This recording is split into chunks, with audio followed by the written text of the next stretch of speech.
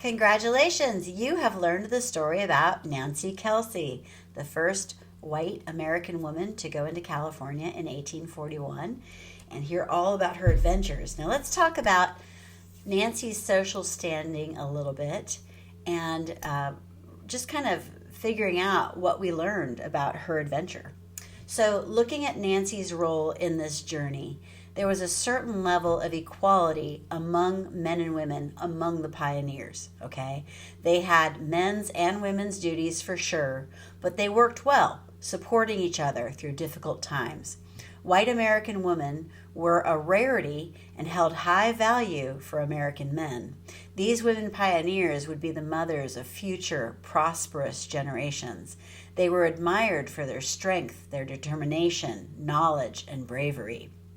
Nowhere in the stories of Nancy Kelsey or her female companions did I read of any man speaking disrespectfully to them.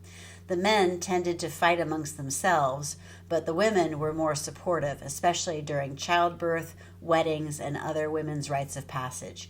It appears that the ideal woman of the pioneer era was of a strong, resourceful, brave, and devoted woman who could handle traveling thousands of miles through the wilderness and making garden-filled homesteads when they settled in their new locations.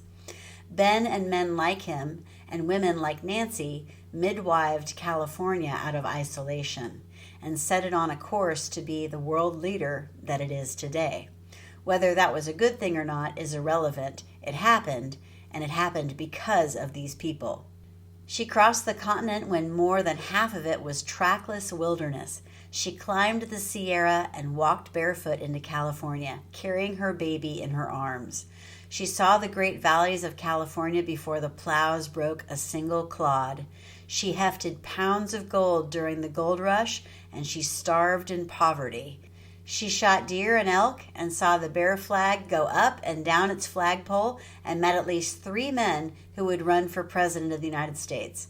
Above all, she went wherever Ben Kelsey went and made a life there.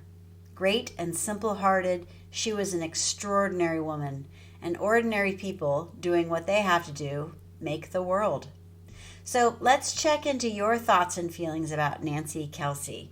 In this book that I've written, I put an exercise at the end of each chapter so you can kind of reflect. And as promised, I wanted to check in and see what you're thinking and feeling about Nancy Kelsey's journey across the frontier to California.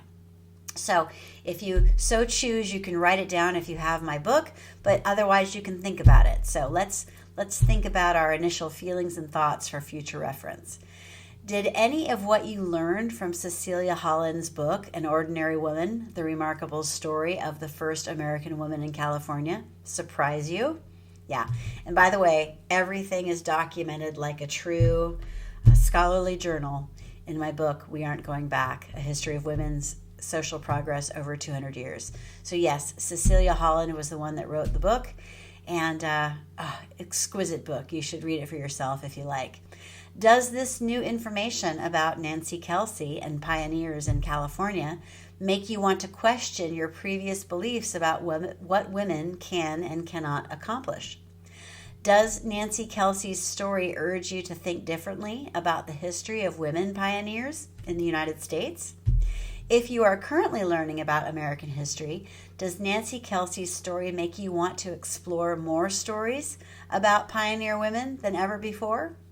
Do you feel a need to educate others about what you've learned from Nancy Kelsey's amazing journey to California and all the enormous challenges she had to face? Does the information you learned in this chapter urge you to support women's rights the same, if not more, than you had before?